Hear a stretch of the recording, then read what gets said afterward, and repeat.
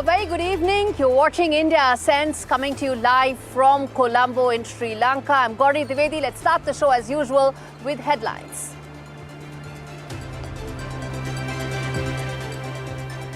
First up, Prime Minister Modi's neighbourhood power play. India-Sri Lanka ties set for next level upgrade. NDTV World gets you all the latest information from Colombo. Prime Minister Modi's BIMSTEC power play. Prime Minister Modi meets Modi-Yunus, underlines India's key priorities in the first ever meeting since the August 5th revolution that shook Bangladesh last year.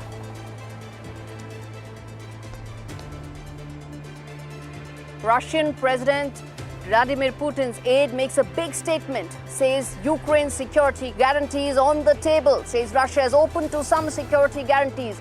Is this a precursor for the three-year-old war to finally end?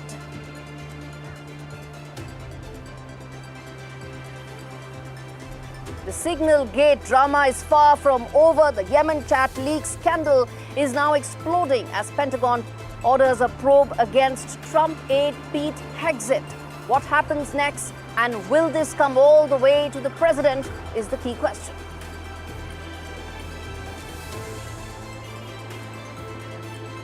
And Donald Trump has Marine Le Pen's back. He voices support for the French far-right leader and calls Le Pen trial a witch hunt.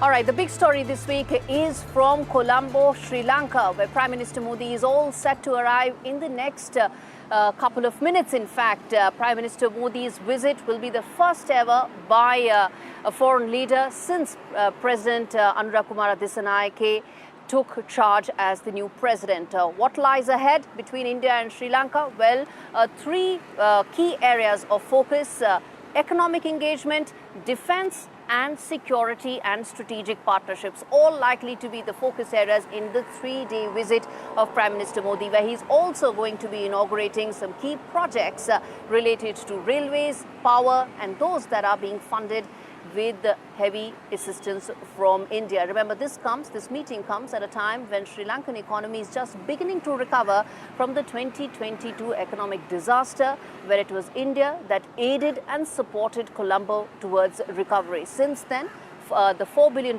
credit line that India had extended during those times has helped the Sri Lankan economy significantly, and the next phase of growth and development for Sri Lanka could be what this meeting is all about. Of course, common areas of concern, common strategic areas will be a key focus area. As I said, defense being one of them. A possible mutual cooperation agreement could be on the cards. What will that entail? How will that play out in terms of the Indo-Pacific role and importance of India? And could this be the final card to really cut China to size? Is the key question that we'll watch out for. Tomorrow is when the delegation level talks, the heads of state level talks will take place. And that is when the fine print of the next phase of the India-Sri Lanka relationship would really be known. One thing is clear, that as Prime Minister Modi heads to Anuradhapuram on the third day of his visit, it's a very clear message politically as well as geopolitically, because that's a place that matters both to AKD as well as Prime Minister Modi. So as I said, a lot on the table, a lot of ground to cover, and could really be the most far-reaching and consequential trip in a long time.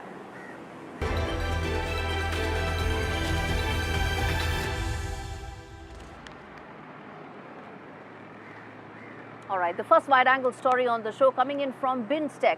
Well, on the sidelines of the BIMSTEC summit, what took place was a very consequential meeting between Prime Minister Modi and Mohammad-Yunus, the first since the 5th of August student revolution that took place in Bangladesh, shook the power equations, ousted Sheikh Hasina, and since then the vitriolic, or some would even say venomous, conversation coming in from Bangladesh impacting the relationship. This report tells you that what could be the road to recovery for the Dhaka-New Delhi relationship from here on. Take a look. At the BIMSTEC summit, amidst the diplomatic fury, Prime Minister Narendra Modi's meeting with Bangladesh's chief advisor Modi-Yunus wasn't just a routine handshake. It was a bold statement.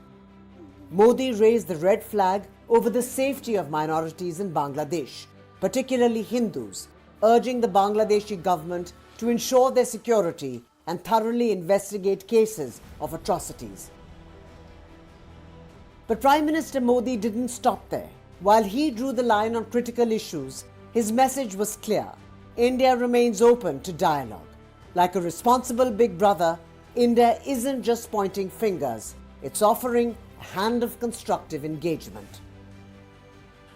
Prime Minister reiterated India's support for a democratic, stable, peaceful, progressive and inclusive Bangladesh. He once again underlined to Professor Yunus India's desire to forge a positive and constructive relationship with Bangladesh. The Prime Minister touched on border security, emphasizing strict law enforcement and curbing illegal crossings, especially at night. It was a masterstroke, balancing firmness with flexibility, concern with cooperation. This meeting took place at a time when the centre informed Parliament that 2,400 incidents of violence and atrocities against minorities have been committed in Bangladesh since 5th of August. Remains to be seen what will be the road to recovery after this crucial meeting between the two leaders.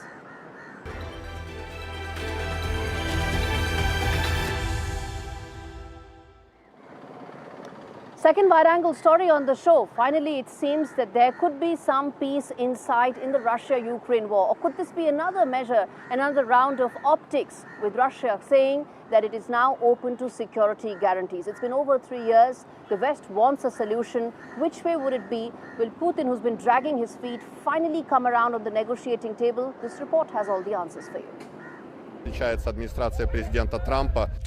In Washington, Russia's top negotiator Kirill Dmitriev hinted at a possible breakthrough. Security guarantees for Ukraine may be acceptable. But don't let the words fool you. This isn't a peace offer, it's a diplomatic smoke signal. After 2 days of talks with Trump's envoy, Dmitriev claimed a positive outcome. Yet, Ukraine continues to face relentless missile strikes, civilian casualties, and an impending Russian offensive. Meanwhile, Britain and France accuse Putin of dragging his feet, calling his tactics a classic case of buying time while the clock runs out. As Ukraine's allies push for a ceasefire, Russia's message is clear. We'll talk, but we'll also fight. With NATO's coalition ready to police any future peace deal, the question remains, will Putin play ball, or is this just another round of diplomatic theatre? All right, on that note, a quick break. We come back with lots more on the other side. Stay with us.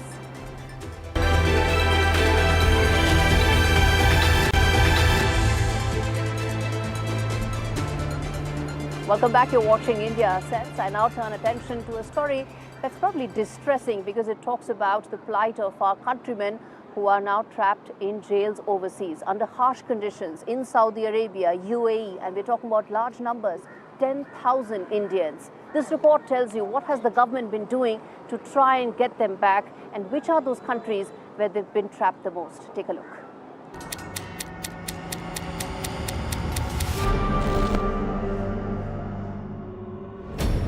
The iron bars of foreign jails, cold stone walls, and the silence of uncertainty.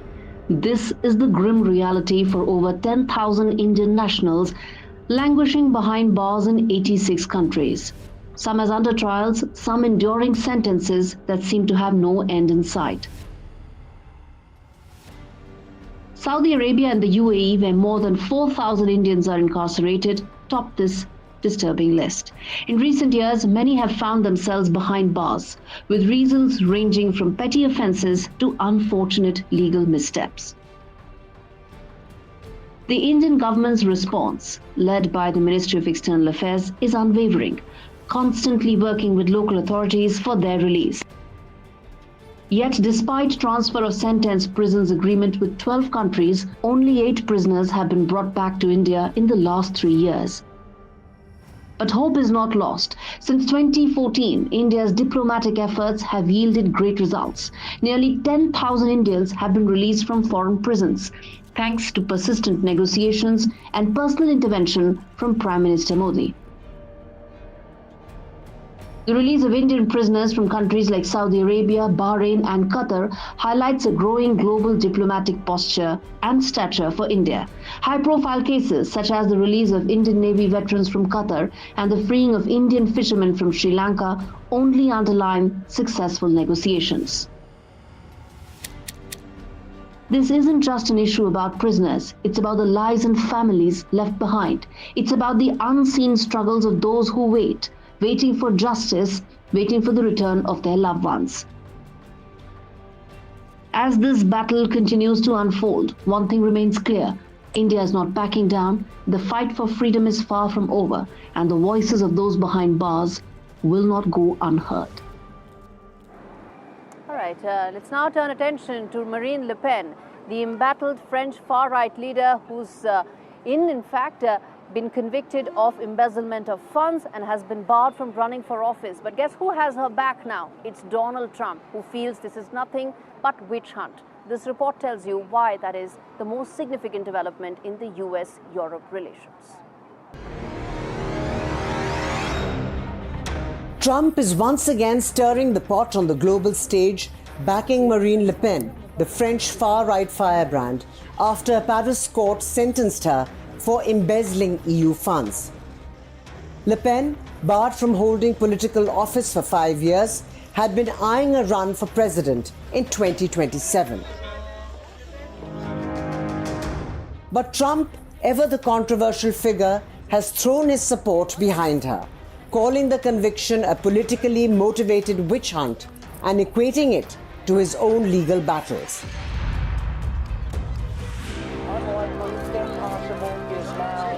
Trump's endorsement is part of a broader pattern of support for far-right leaders in Europe, including his backing of the Alternative for Germany AfD party and the controversial Romanian candidate Calin Georgescu. After his America First doctrine, Trump is not just challenging traditional American foreign policy, but aligning with populist movements across the Atlantic. In his post, Trump blasted European leftists for using lawfare, weaponizing the legal system to stifle free speech and silence political rivals. He compared Le Pen's conviction to his own struggles with the legal system, painting both as victims of an orchestrated campaign by corrupt lawyers and politicians. Le Pen, who insists her conviction is politically motivated, has vowed to appeal the court's ruling. But the political fallout in France is palpable, as Trump's support further deepens the transatlantic rift between populists and mainstream politicians.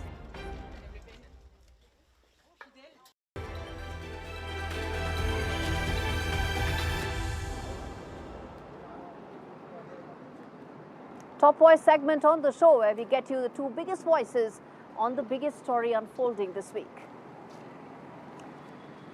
Amitendu Palit joining me from Singapore, Rick Rosso joining me from Washington, D.C. on a story that has rattled equity markets, investors, economies, countries around the world. The Donald Trump tariff bomb that has hit the world. Amitendu Palit, let me start with you. We now know it's 27 plus 10% for India, but I want to understand from you that what is it that India can do in terms of retaliatory tariffs or any other measure that we can do to protect our trade with the US? My sense, Gauri, is that unlike 2018, when the steel and aluminium tariffs saw retaliation from India along with a number of other countries, on this occasion, even if there is a retaliation, that retaliation is likely to be basically symbolic and selective. I don't think India will go for a one-on-one tit-for-tat kind of retaliation, and that is because of the fact that one, there is a view that if these relative tariffs are considered, then given the fact that the relative tariff rate on a lot of competitive countries for India has been more than that of India. So in some sense, there is a comparative advantage that India might see in this respect when it comes to exporting to the United States, that its products will be tariffed at a lower rate on several items on which its competitors are also exporting to the US, which are being imposed tariffs at a higher rate. So that could be one reason for India not trying to complicate matters by retaliation, because there's a point over here. If you look at the executive order that has come out from the White House, the Section 4, which is the modification authority, has a provision over there. It's the 4B part of the agreement, which says that if there is a retaliation, then there would be an adjustment to the tariffs, in the sense that a retaliation is also going to invite further retaliation. Rick, let me then ask you the other side to it. You know, countries around the world are rattled, but so is the American stock market and the American consumer, many would believe. What do you think could be the impact on Trump's core constituency? I think when we look at a trade agreement is much, much more than tariffs. And I think that this was very clear from the joint statement that India and the US put out during Prime Minister Modi's visit, which mentioned that they're actually going to negotiate a comprehensive trade agreement which covers not only trade in goods and services, but also investment and a large number of other connected trade issues. So I think it's important here from a negotiating perspective to check the fact that all negotiating energies and focus are not going to be consumed just by tariffs. Tariffs could be a way of a give and take approach, in the sense that if there is an offer made by India to the United States of market access by lowering its tariffs in a particular sector, then India would expect something from the United States in return, and that may not necessarily be through a tariff reduction, but through some other kind of market access commitment as well. Amitendu, stay with me. Amitendu, stay with me, because you were talking about the negotiations aspect of it as to the opportunities it throws up for India. Amitendu, I want you to stay with me, because I was asking Rick Rosso the question earlier, which is that what about the American consumer? It's not like countries around the world are the only ones rattled. So is the American stock market, isn't it?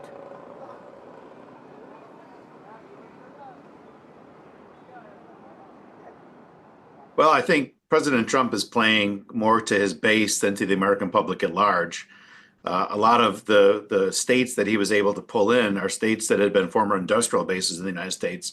And for them, economic hardship is already there, and they hadn't really seen a lot of hope. So I think the signal that he picked up from the base, whether that proves to be correct or not, they're hoping that tariffs help save a few factories, maybe bring a new few factories in. And they would rather take that as the upside while suffering some level of pain by increased prices, to kind of be borne by the entire country. So that's the big question, are they going to save enough jobs and factories and bring in some new ones to make up for the economic hardship we all kind of expect? But this definitely wasn't a move that's done for the nation. It's done for a few communities that have helped President Trump win 2 of the last 3 elections.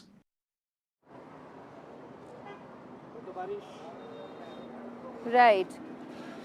Okay, Rick, I want to ask you this, that what about the impact? You mentioned that there will be an impact, but what would be that impact in terms of any numbers you can throw right now? Rick. Well, I've seen numbers saying that the average car is going to cost, $5,000 or $6,000 more than it was before, that the American economic growth rate, which had been 2.5%, 3%, that would probably get slashed in half, if this happens. And of course, they bake in the cake not just the U.S. tariffs, but what are the reactions from other trade partners going to be as they begin imposing punitive tariffs on the United States? So, I think the worst case scenarios kind of depend on how other countries react to this. Some, like India, we do think, there may be a potential deal on the table, but a lot of other countries have talked about trying to increase economic pressure on the United States, which is only going to worsen things. So yeah, big stuff is going to be a lot more expensive. Stuff we import is going to be a lot more expensive. And the economy overall is the economic prospects are going to dim. We've already seen a pretty big hit in the stock market today. So far, even the initial reactions economically are pretty rough. Amitendu Palik and Rick Rosso, thanks much for giving me that update and our viewers as to what is the kind of impact that we are talking about. Let's now turn our attention to the Worldview segment on the show.